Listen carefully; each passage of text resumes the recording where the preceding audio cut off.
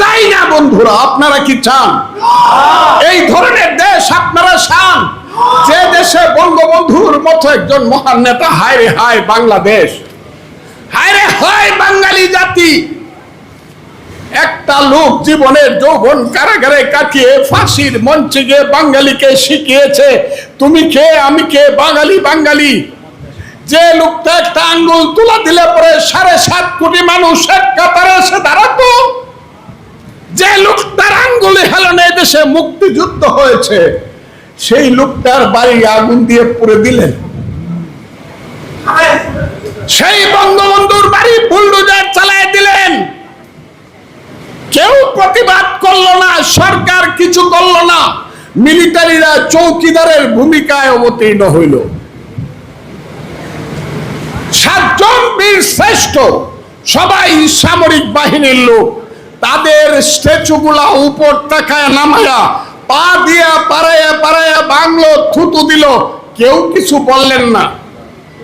বীর শ্রেষ্ঠ কারা বন্ধুরা? বীর উত্তম কারা? বীর বিক্রম কারা? বীর প্রতীক কারা বন্ধুরা? মুক্তিযোদ্ধা কারা? আমরা।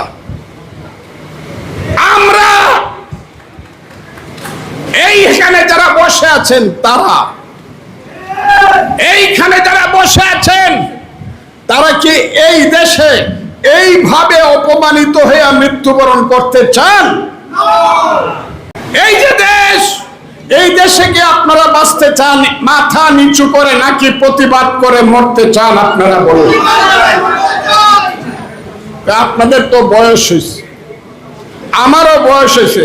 মুক্তিযুদ্ধের সময় আমার বয়স ছিল 23 বছর।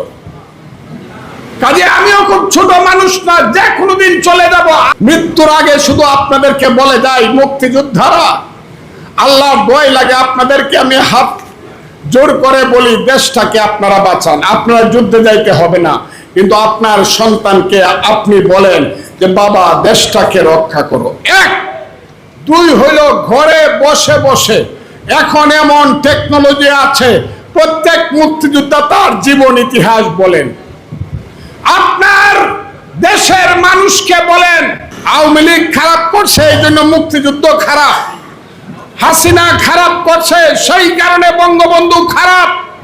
এই কথা বলে যারা মুক্তিযুদ্ধকে, বঙ্গবন্ধুকে 72-এর সংবিধান, হায় হায়, আলী রিয়াজ নামে একটা মানুষ আইছে, হে আমেরিকায় মাস্টারি করে, হে আমাদের চেয়ে 10 বছরের ছোট, হে আইসা প্রথম কইছে সংবিধানটাকে ফেলাইয়া দেব, 72-এর সংবিধানকে ফেলে দেব।